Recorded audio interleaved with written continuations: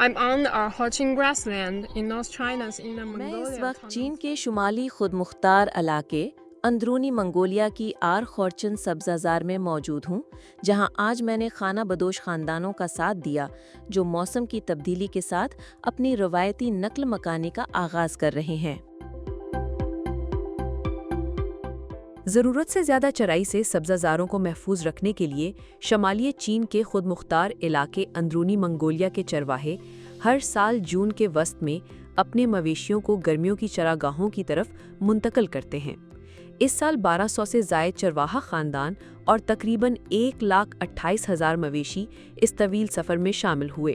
یہ قافلہ عام طور پر 3 دن میں تقریباً 90 کلومیٹر کا فاصلہ طے کرتا ہے تاکہ سردیوں کی چراگاہ سے گرمیوں کی چراگاہ تک پہنچا جا سکے۔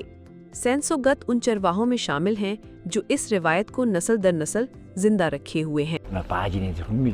1980 کی دہائی میں چرواہوں کے علاقوں میں گاڑیاں نایاب تھیں۔ لوگ لکڑی کی بیل گاڑیوں پر انحصار کرتے تھے، لیکن آج ہر گھرانے کے پاس ٹرک اور موٹر سائیکل موجود ہے، جس نے روزمرہ زندگی کو کہیں زیادہ سہل، تیز اور آرام دہ بنا دیا ہے۔